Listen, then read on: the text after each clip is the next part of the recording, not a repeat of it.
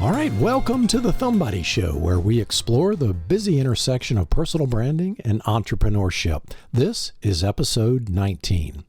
I'm your host, Jimmy Gibson, and today we're diving into the fascinating world of memory and the impact our beloved technology has on it. Get ready for a two-part episode that's going to take your memory skills to the next level. Welcome to the Better Memory Masterclass. I'm here to remind you that you are Thumbody special. Yep, by now you should be fully in the know about the Thumbody brand and the backstory. No? Invest another 10 minutes in episode number 1. The story is there. I'm bringing back a brand from my childhood that was abandoned in the late 1970s. On the Thumbody Show, we're all about spreading the power of one-of-a-kindness. We believe that everyone has unique gifts and talents that can be used to make a positive impact in the world. Now, you might be wondering, why on earth is memory mastery important for entrepreneurs and personal branding? Well, my friends, let me tell you. Memory is the secret sauce that can elevate your game in the business world and set you apart from the crowd.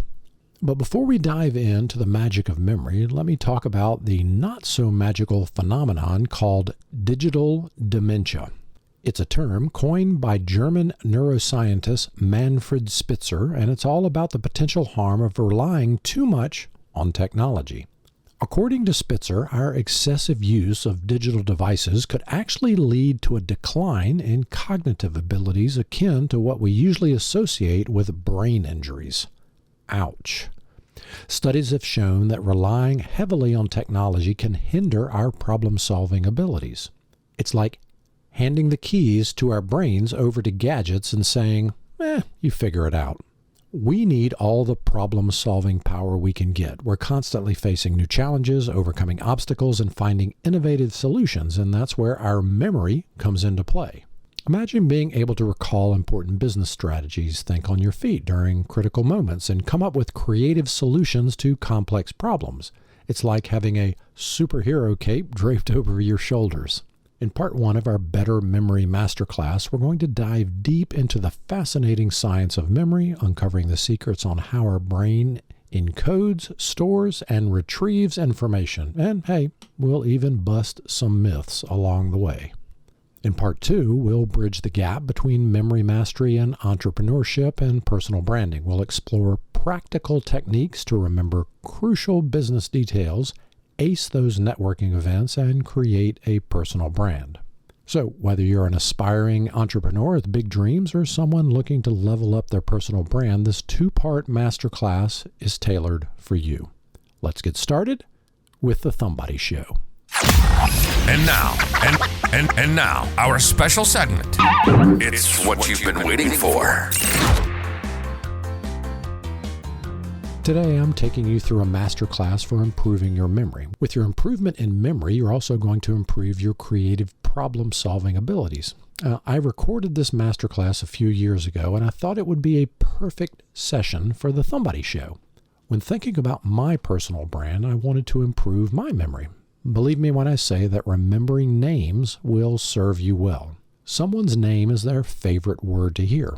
Remember someone's name and they'll feel special and transfer warm and fuzzy feelings towards you and your brand. Now, we're not going to get to the name remembering technique until part 2 of the Better Memory Masterclass, but let me give you a little bit about what to expect from the first part of the Better Memory Masterclass. This is going to be entertaining as well as educational. However, don't expect a lightning bolt to shoot down at the end of this and grant you a perfect memory. You'll learn some valuable techniques, but realize that learning one trick won't solve all your memory issues.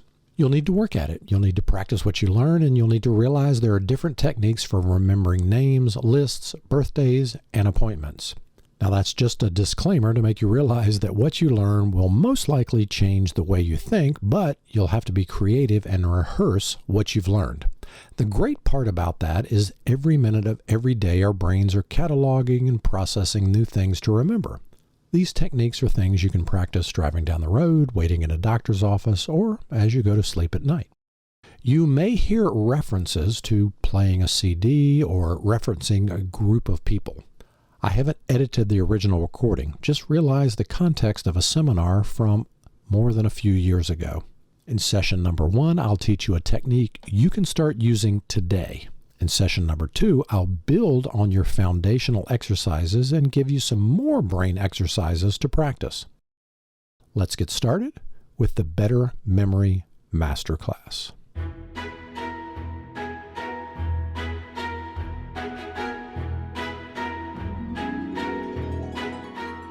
Hi, and thanks for making the commitment to improve your memory.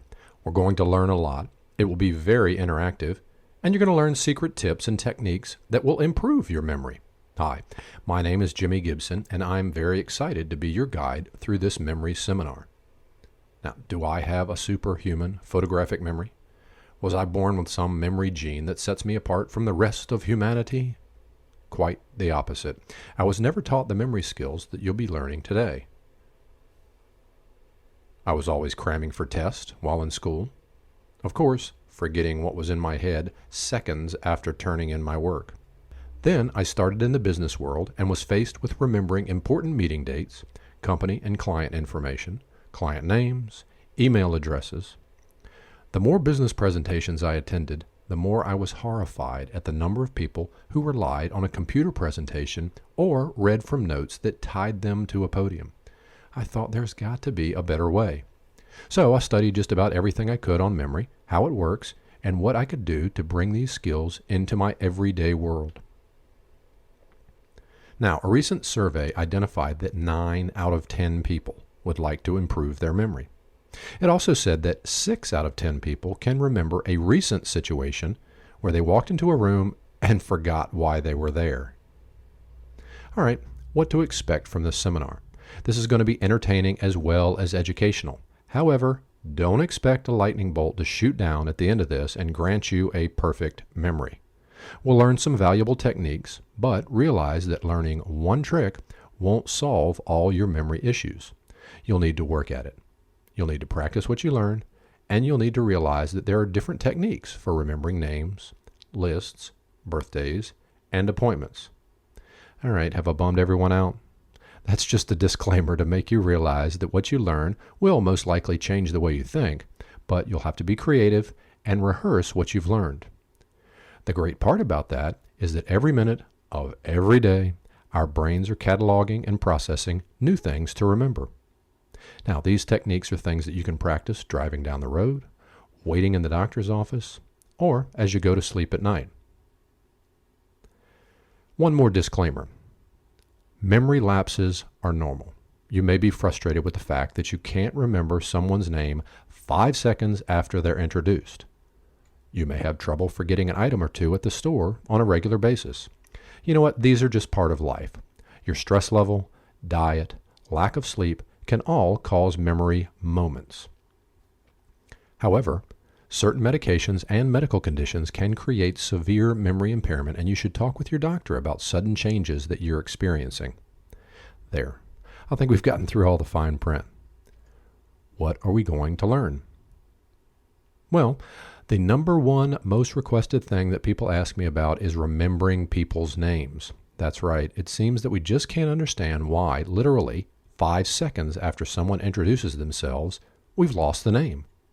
Where did it go? Geez, I wish everyone were wearing a name tag. This is embarrassing. All right, I'll just avoid talking with them the rest of the night. Yes, we'll cover this in a little bit. All right, tonight we're going to learn easy techniques for, number 1, a to-do list. Number 2, a grocery list.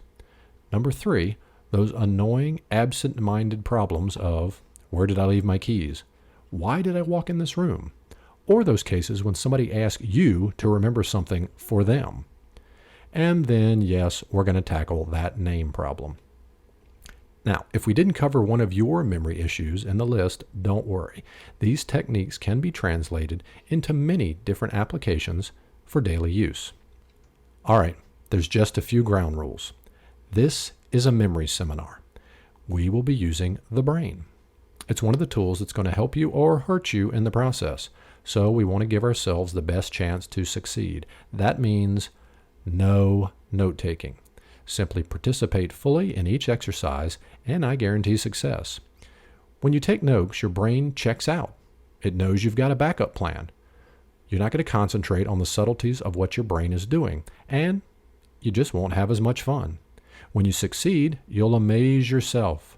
Now, if you've taken notes, your brain goes, no big deal. It's all written down in front of me.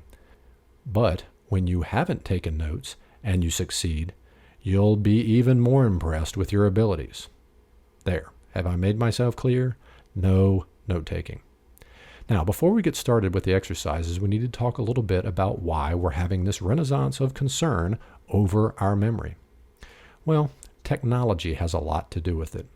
With all the cell phones, speed dial, electronic calendar devices, address books, email lists, our brains are getting lazy. If you lost your cell phone, would you be able to call your family member? A business associate? Could you remember your doctor's appointment without your calendar? I sense a few scared faces out there. You're right. Most of us would find it hard to function without all of those toys that help us on a daily basis. Now, I'm not saying you should trash all of those things, but I think 100% reliance on such crutches like that can get you in trouble, make your brain lazy, and take away that mental edge that you should have. What is memory? You hear people say, I have a terrible memory. I just can't remember things like I used to. I'm great with faces, but terrible with names. You've heard some of these and probably said some of these. Tonight, we're going to clear things up. You don't have a bad memory. You just haven't learned the right way to remember.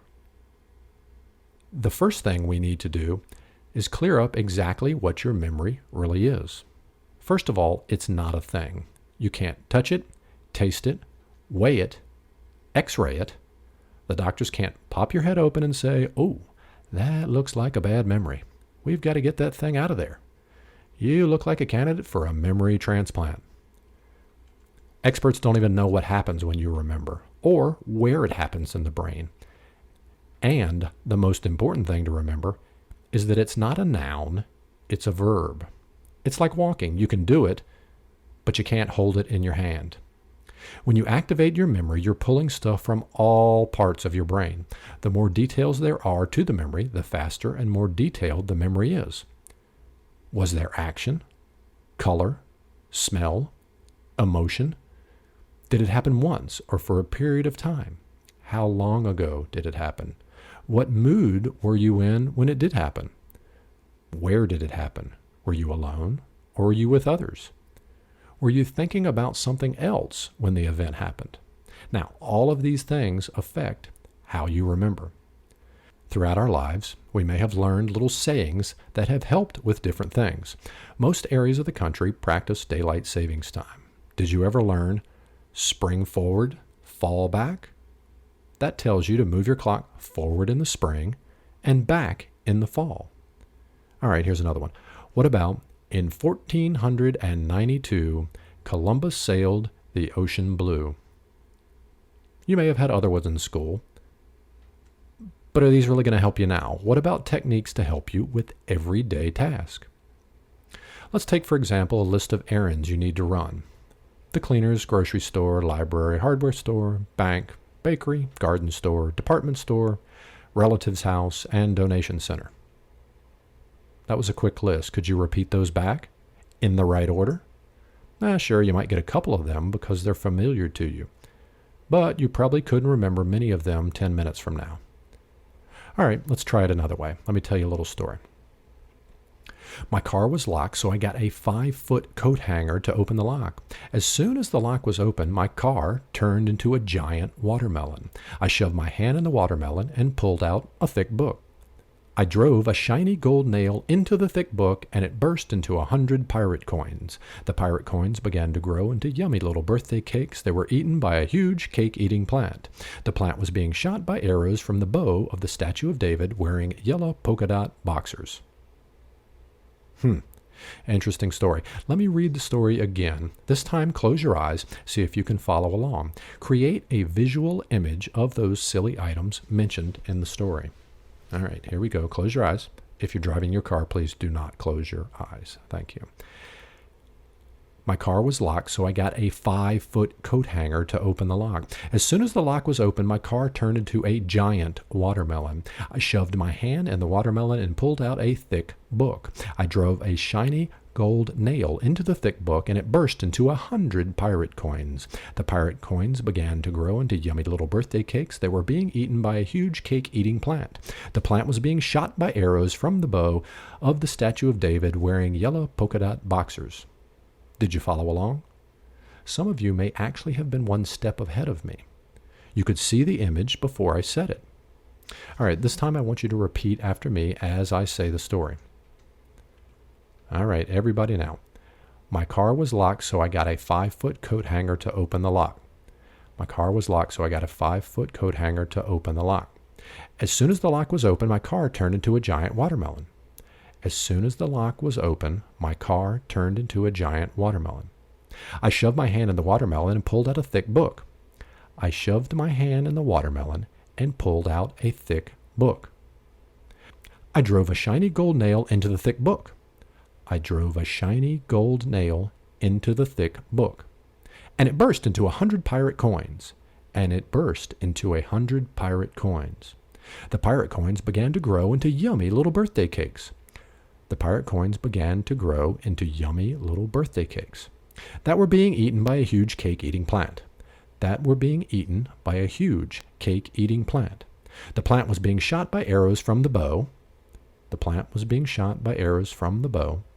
Of the statue of David wearing yellow polka dot boxers.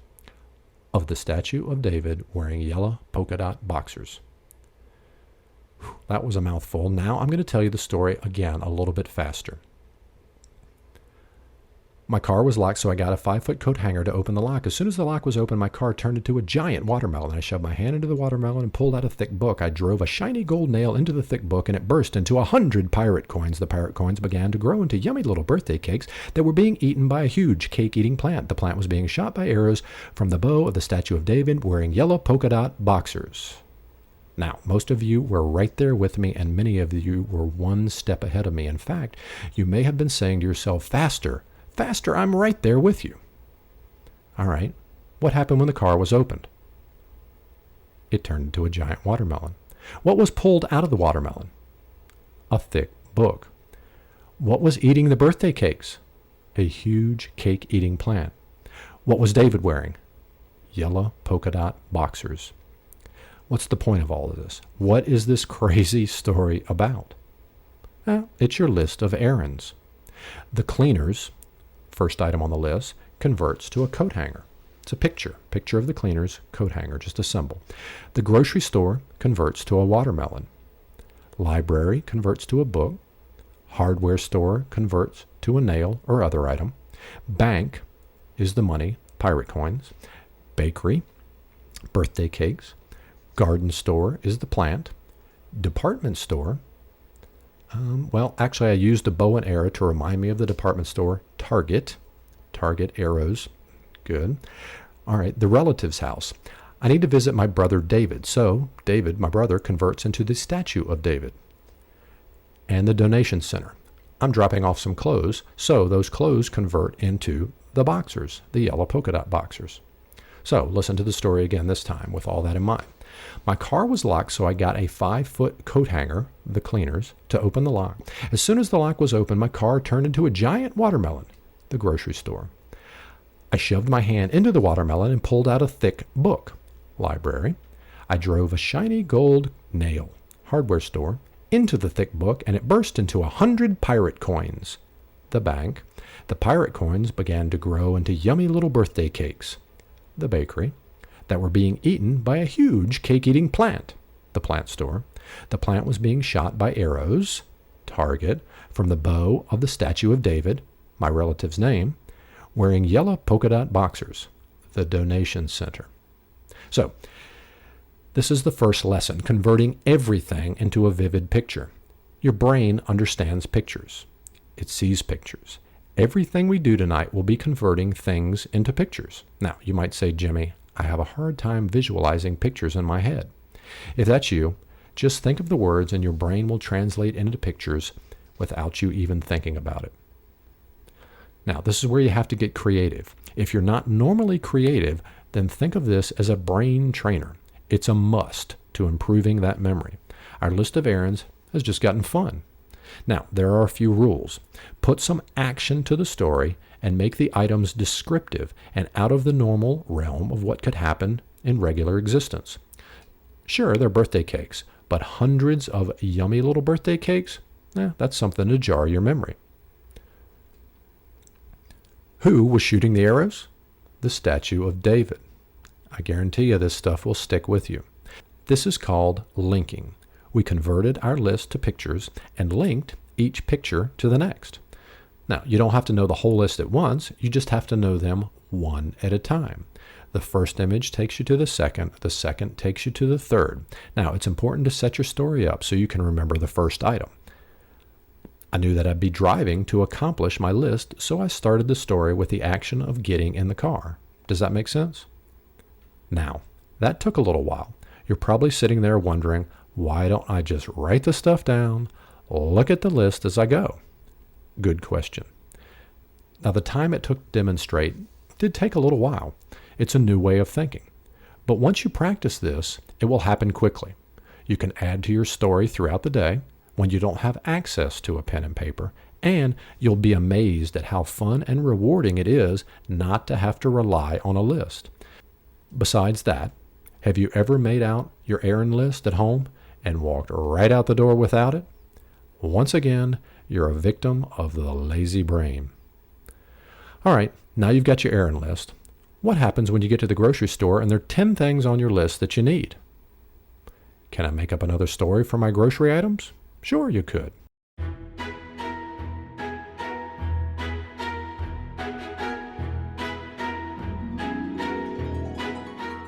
Okay, I hope you enjoyed this Better Memory Masterclass, part number 1. You can replay it at any time and brush up on your memory hacks. Thanks for engaging your brain in the fun. That's a wrap. Thanks for tuning in. Before you go, here's our rule of thumb from today's episode. Ooh, a thumb tip. And that's a wrap for today's episode of The Thumbody Show. We've explored the fascinating world of memory enhancement and discovered some valuable insights to help us sharpen our remembering abilities. Before we part, let's recap today's episode and leave you with a handy rule of thumb to boost your memory power.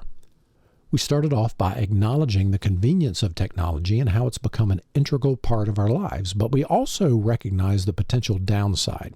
Our brains may become a bit lazy when we rely too heavily on our devices to remember things for us. Our memory muscles need a workout too. Throughout the episode, we uncovered the science behind memory and discussed the importance of striking a balance between technology and our natural cognitive abilities. We explored ancient memory-enhancing techniques, practical tips, and strategies to help us reclaim control over our memory function. So, here's the rule of thumb to keep in mind. Embrace technology as a helpful tool, but don't let it replace your own memory power entirely. Challenge yourself to remember important information without immediately reaching for your phone or digital assistant. Engage in memory exercises such as mnemonics, visualization techniques, and chunking information to train your brain and enhance your recall abilities. Remember, our memory is a remarkable tool that can be strengthened and honed with practice. By actively engaging in memory exercising and reducing our reliance on technology, we can cultivate a sharper memory that serves us well in various aspects of life. Thank you for joining me on this memory-boosting adventure today. I hope you found valuable insights and practical takeaways to apply in your daily life. Stay curious, keep challenging your memory, and tune in next time for more engaging conversations on The Thumbody Show. Ready to become a part of the most exclusive club around? Wow, really?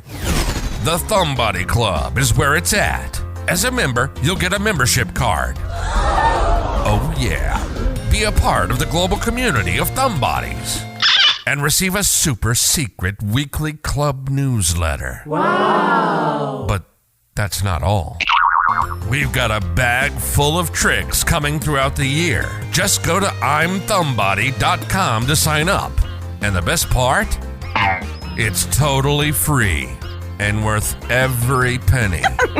Don't miss out on this amazing opportunity. Join the Thumbody Club today.